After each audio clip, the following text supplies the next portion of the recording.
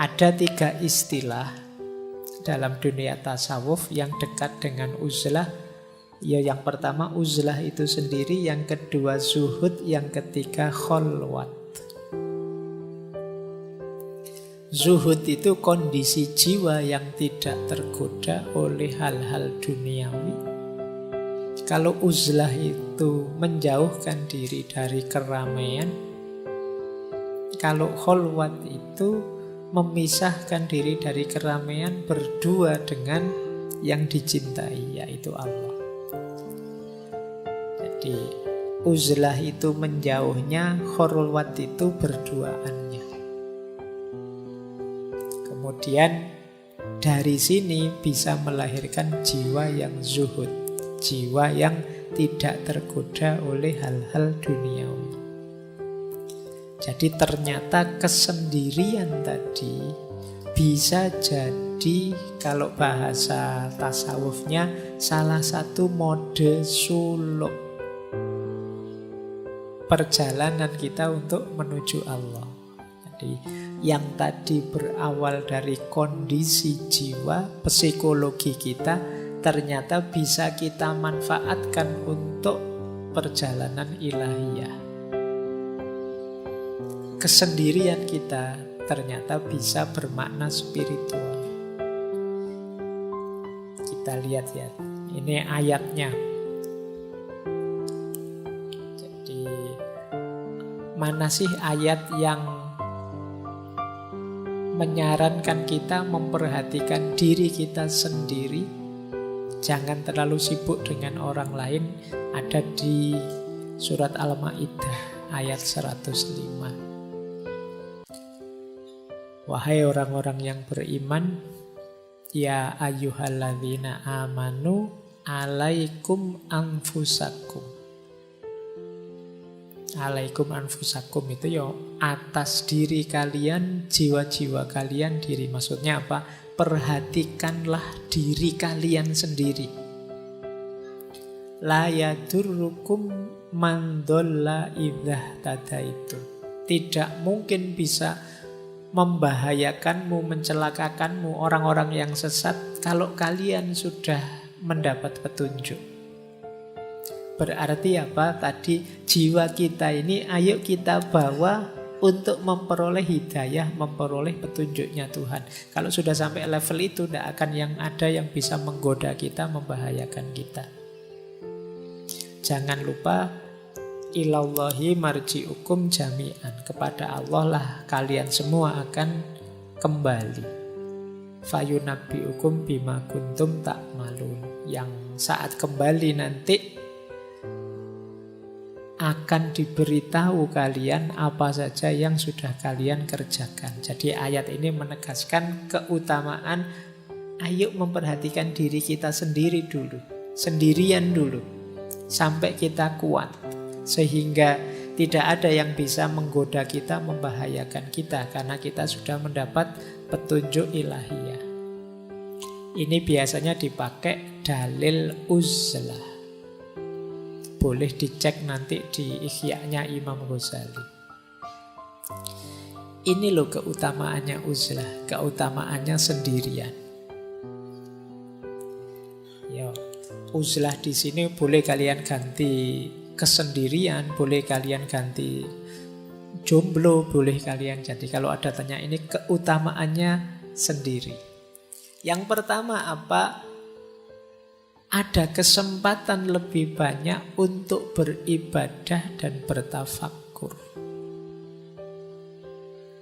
Tentu saja kalau banyak teman terus-terusan bareng orang lain, kesempatan ibadahnya kan bukan tidak ada tapi terbatas. Untuk bertafakkur juga sulit fokus kalau banyak orang di sekeliling kita. Maka sendirian itu nikmat. Jadi kalau teman-teman nanti pulang dari kos-kosan, ya Allah di kamar kos ini sendirian, itu berarti nikmat. Alhamdulillah sendirian. Coba ada teman, aku repot ini harus melayani teman. Jadi kesendirian itu nikmat. Saatnya kalian memperbanyak ibadah, memperbanyak tafakkur. Ini kesempatan tidak datang berulang-ulang. Mungkin besok sudah ada teman. Yang kedua, mari kita syukuri kesendirian itu, karena itu berarti kita lepas dari dosa yang berhubungan dengan kemasyarakatan. Ghibah misalnya, gosip. Kalau sendirian kan tidak mungkin gosip. Apa ada orang ngerumpi kok sendirian, kan tidak ono. Mesti ada temennya. Kalau kalian gosip kok sendirian, itu ya namanya bukan gosip. Jadi kita bersih dari ghibah.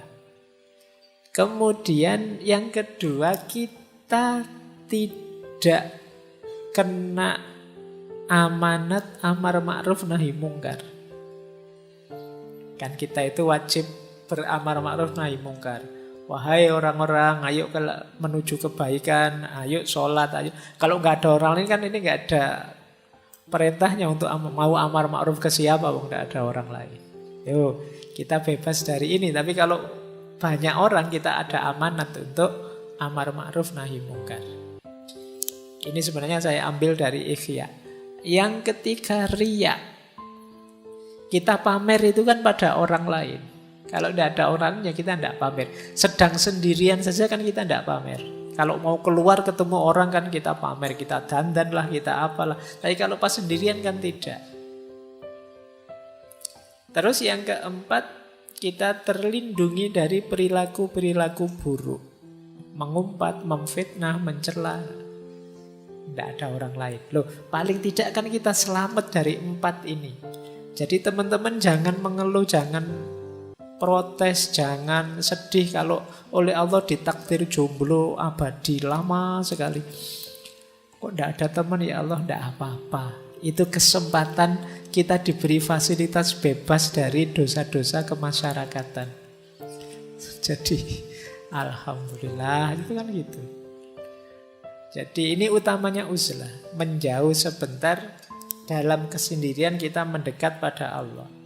Kemudian membebaskan diri kita dari pertengkaran dan perselisihan. Ya tidak mungkin gegeran wong kita sendirian. Juga menyelamatkan kita dari ngobrol yang tidak ada gunanya. Basa-basi yang sia-sia, menghabiskan waktu saja. Jadi kalau tidak ada orang lain kan kita tidak mungkin ngobrol yang aneh-aneh, ya sudah.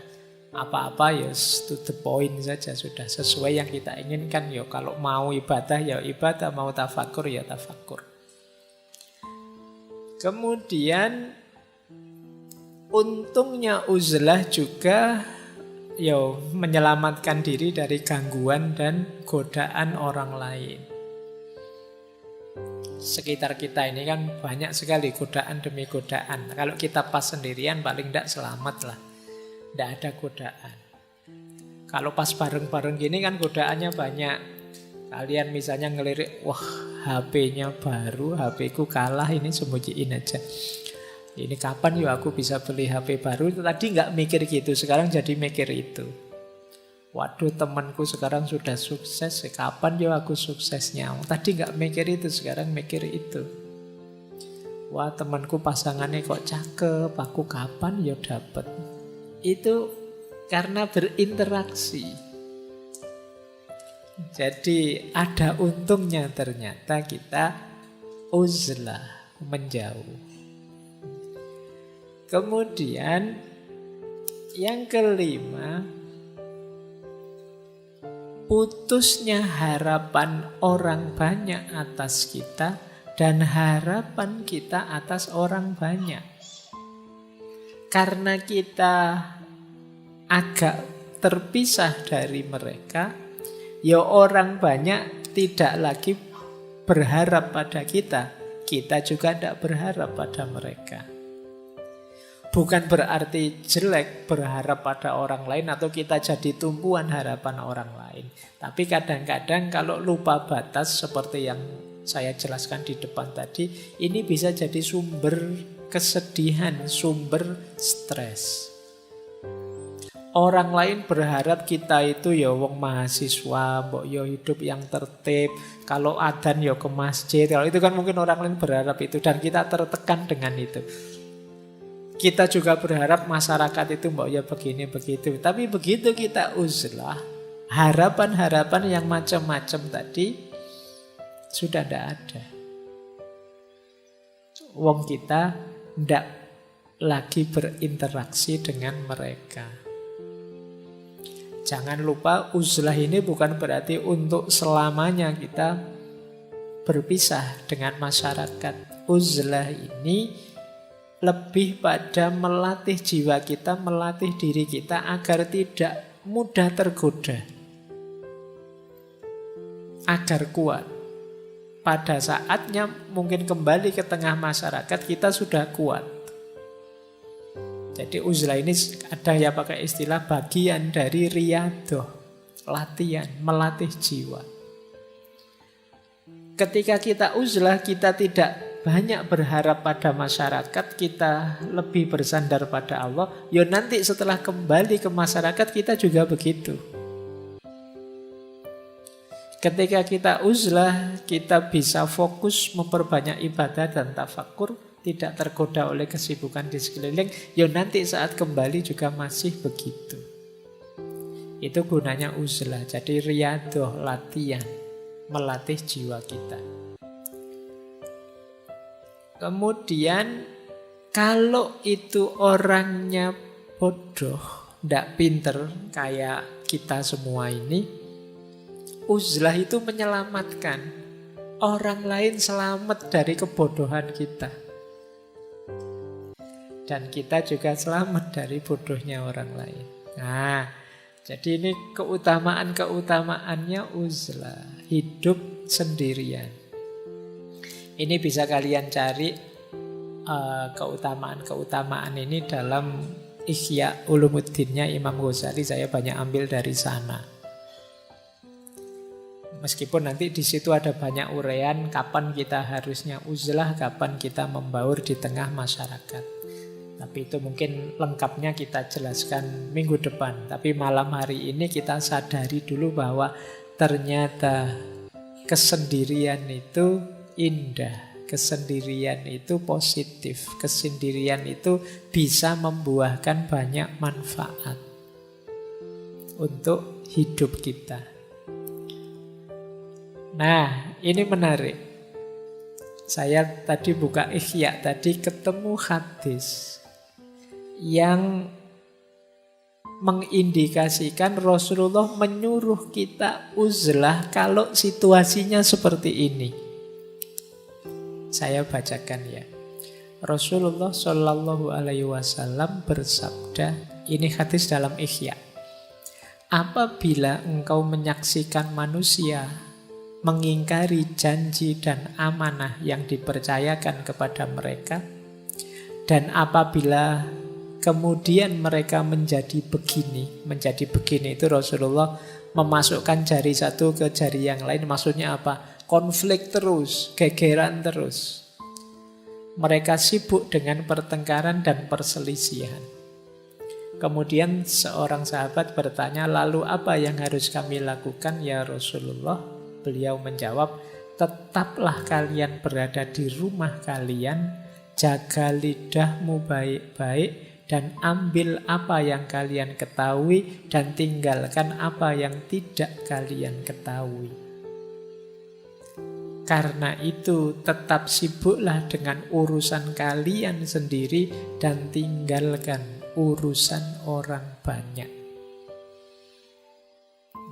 Hadis ini menarik ya. Jadi kalau situasinya orang yang diberi amanah kok terus banyak yang khianat, kemudian masyarakat secara umum sukanya kok konflik, gegeran aja. Saatnya kita nyari selamat untuk diri kita sendiri. Ambil jarak, uzlahlah. Jadi ini hadis ini nuntun kita untuk tidak tenggelam dalam situasi masyarakat ketika situasi masyarakat itu menurut kita negatif. Menarik diri. Karena kita mesti, kalau kita terjun ke sana, kita pasti terpengaruh. Ini yang disebut uzlah. Ya silahkan teman-teman membaca situasi. Mungkin di masa yang akan datang ketemu situasi seperti ini, ya selamatkan diri kita sendiri lebih dulu. Dengan cara ini tadi, uzlah. Bahkan ada beberapa asar yang saya ambil juga karena menarik kalimatnya. Kesendirian lebih baik daripada sahabat yang buruk perilakunya. Kok punya sahabat kok buruk, mending sendiri saja. Atau qaulnya Ibnu Somad. Ibnu Somad punya kalimat menarik. Manusia itu seperti obat yang dengannya mereka menyembuhkan penyakit. Namun manusia masa kini telah berubah menjadi penyakit yang tidak lagi ada penawarnya. Karena itu larilah dari manusia banyak sebagaimana kalian lari dari singa. Ini juga anjuran untuk uzlah. Ya memang kita memerlukan orang lain. Manusia itu seperti obat bagi kekurangan kita. Tapi hari ini banyak manusia yang bukan obat tapi penyakit itu sendiri. Orang baik-baik ketika berinteraksi dengan orang lain jadi ketularan jahat. Nah, kalau situasinya seperti ini ya jauhi saja mereka. Uzlahlah, menjauhlah. Rasulullah itu ketika sadar kondisi masyarakatnya yang jahiliyah, yang kacau, yang lupa pada Tuhan dan lain sebagainya, ya beliau uzlah. Merenungi kondisi masyarakatnya. Jadi ini tuntunan-tuntunan untuk kita beruzlah, menjauh dari keramaian ketika situasinya memungkinkan. Jadi dari sini kelihatan ternyata ya menyendiri, menciptakan kesendirian untuk hidup kita itu kalau momennya tepat justru itu adalah sesuatu yang dianjurkan, mulia dan utama. Makanya sejak awal tadi saya bilang cari situasi yang pas ya. Cari kondisi yang pas. Baik, terakhir. Ini satu kalimat menarik. Mungkin teman-teman pernah dengar kalimat eagle flies alone. Great eagles fly alone. Great lion hunt alone. Great souls walk alone. Alone with God. Burung elang yang hebat itu terbangnya sendirian. Singa yang hebat juga berburu sendirian. Jiwa yang hebat berjalan sendirian. Tapi sendirian bersama Tuhan. Dari kalimat ini mungkin bisa jadi rangkuman semua yang di depan tadi. Bahwa kesendirian itu hebat kalau rumus dan dosisnya tepat. Tapi kalau rumus dan dosisnya meleset, dia akan membuahkan kesepian, dia akan membuahkan tekanan, stres yang merusak hidup kita. Maka pinter-pinterlah kita mencari formula yang tepat untuk meletakkan kapan aku harus sendiri, kapan aku harus berbaur. Oke, saya kira itu untuk malam hari ini ya. Ini untuk pemanasan saja. Semoga teman-teman mulai hidup lagi semangatnya untuk belajar.